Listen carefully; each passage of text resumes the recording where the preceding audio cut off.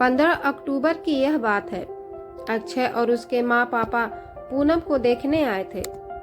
पूनम एक काफी सुंदर लड़की थी।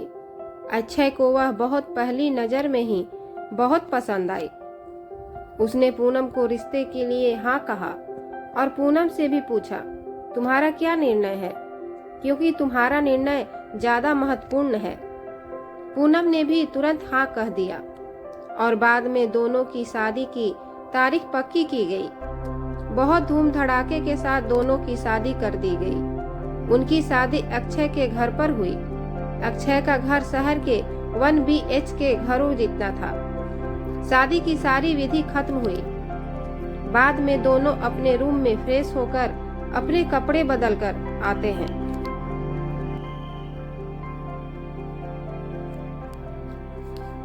दोनों की वह शादी की पहली रात थी। अक्षय धीरे से पूनम को आवाज देते हुए बोलता है, आज से हमारी नई जिंदगी की शुरुआत है।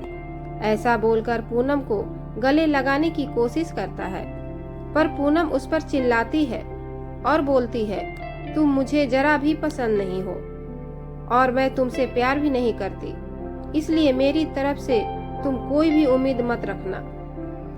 अक्षय उसकी बातें सुनकर हैरान हो गया, पर हिम्मत करके उसने पूनम को पूछा, पूनम अगर ऐसा ही था तो तुमने मुझसे शादी क्यों की? मैंने तुम्हारे साथ जबरदस्ती नहीं की थी। मैंने पूछा भी था तुम्हें, फिर तभी क्यों नहीं मुझे कहा? इस बात पर पूनम बोली, मुझे कुछ मत पूछो। 2-3 महीने एडजस्ट करो और उसके बाद हम डिवोर्स लेकर अलग हो जाएंगे। यह सुनकर अक्षय को धक्का लगा।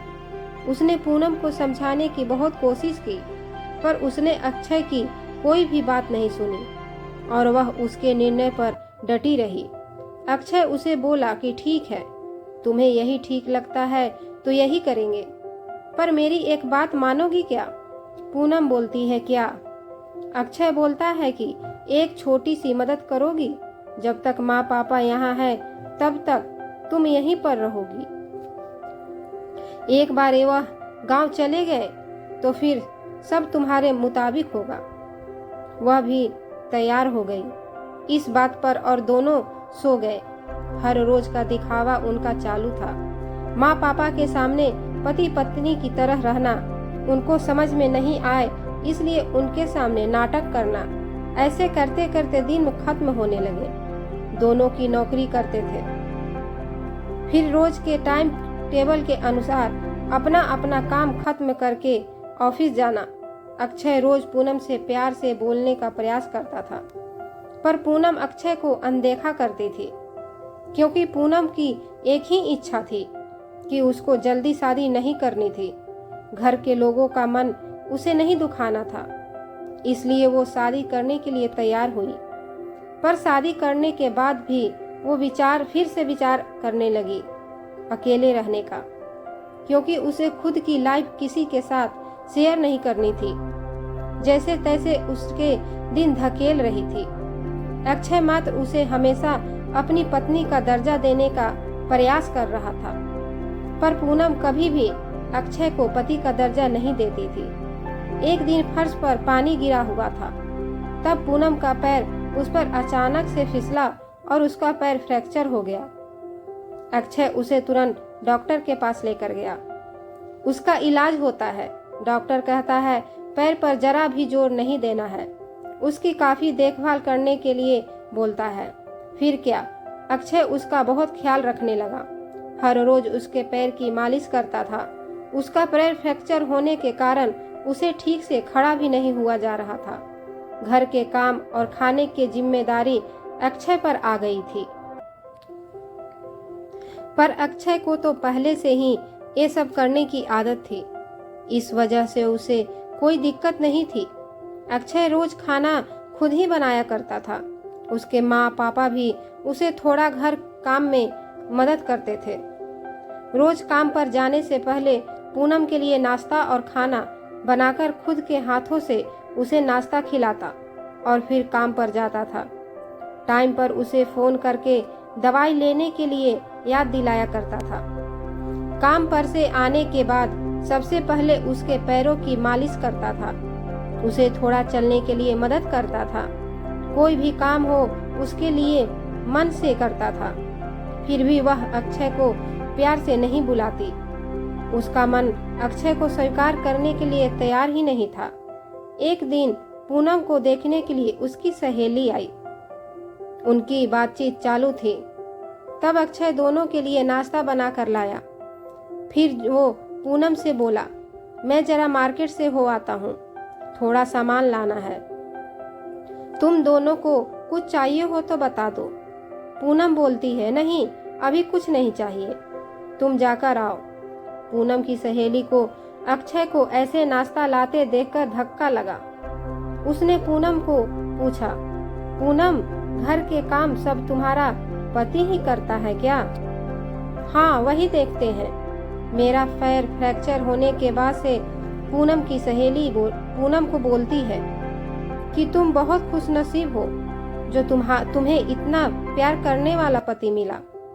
पूनम के चेहरे पर मात्र प्रश्न चिन्ह था। तभी पूनम बोली, इसमें इतना खुशनसीब होने जैसा क्या है? उसकी सहेली बोली, अरे मेरा पति मुझे पूछता तक नहीं कि कैसी हो तुम, खाना खाया कि नहीं, और मेरे पति ने आज तक कभी मुझको चाय तक नहीं पिलाई। मुझे भी लगता था मेरे पति भी मेरा ख्याल रखें, ज्यादा कुछ नहीं, पर प्यार भरे शब्द ही बोले तो बहुत होता मेरे लिए। बहुत इच्छा होती है यार, पर इसके बजाय मुझे हमेशा निराशा ही मिली। बहुत मन दुखता है मेरा यार। पर यह सब सुनकर पूनम विचार में डूब गई। उसके मन में अक्षय के प्रति प्यार जगने लगा।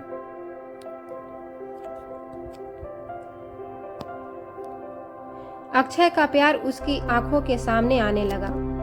वह उस पर जान छिड़कता है, यह उसे समझ आने लगी। अभी धीरे धीरे पूनम को भी अक्षय से प्यार होने लगा था। वो उस पर विश्वास करने लगी थी। अक्षय के मन पर मात्र एक ही डर था कि माँ बाप गांव गए तो हमारा डिवोर्स हो जाएगा, पूनम मुझे छोड़कर चली जाएगी और समाज में मेरी इज्जत भी चली जाएगी। तभी माँ पापा अक्षय को बोलते हैं कि अभी हमें गांव जाना चाहिए, थोड़े दिन रहकर खेती वगैरह करके आते हैं। अक्षय उनको जाने नहीं देना चाहता था और उनको डिवोर्स के बारे में बता भी नहीं सकता था।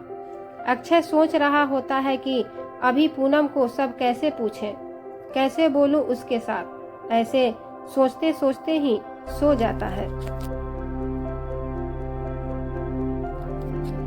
सुबह उठता है तो देखता है कि पूनम बहुत जल्दबाजी में है। वह जॉब पर जाने के लिए निकलती है। तब जाते जाते पूनम बोली कि अक्षय टिफिन बनाकर रखा है, लेकर जाना। कपड़ों को इस्त्री करके रख दिया है और नाश्ता भी करके जाना, और हाँ आज घर पर जल्दी आना। यह बोलकर निकल गई। अक्षय मन ही मन सोचने लगा कि जिसने आज तक एक गिलास पानी तक दिया नहीं, आज अचानक ऐसे उसने इतना सब कैसे किया। अक्षय का मन बहुत अशांत हुआ। वह भी सब काम करके ऑफिस के लिए निकल गया। उसके मन में बस इतना ही ख्याल चालू था कि आज हमें डिवोर्स के बारे में बोलना है। शाम का वक्त होता है। पूनम के बताने के अनुसार अक्षय जल्दी घर आ जाता है। पूनम ने खाना बनाकर सब काम निपटाकर रखा था। घर पर आते ही उसे चाय देती है। यह सब अक्षय के लिए नई बात थी। चाय पीते पीते अक्षय धीरे से पूनम को पूछता है, पूनम तुम ठीक तो हो ना? तुमने निर्णय तो ले लिया ही होगा, मुझे छोड़कर जाने वाली हो इसलिए सब कर रही हो ना? इस पर पूनम बोलती है, मैंने अपना फैसला ले लिया है और मैं कहीं नहीं जा रही। मेरी पूरी जिंदगी में मैं तुम्हारे साथ ही जीना चाहती हूँ। और जाकर अक्षय को गले लगा लेती है। वो बोलती है, मैं तुम्हें छोड़कर कहीं नहीं जाऊंगी, मैं तुमसे बहुत प्यार करने लगी हूँ और अभी यह हमारा रिश्ता कोई भी नहीं तोड़ सकता। जिंदगी में बहुत बड़ी भूल हो गई होती मुझसे अगर मैं तुम्हें खो देती तो। अरेंज मैरिज करके भी तुम्हारे जैसा इतना प्यार करने वाला पति मुझे मिला, यही मेरी खुशनसीबी है।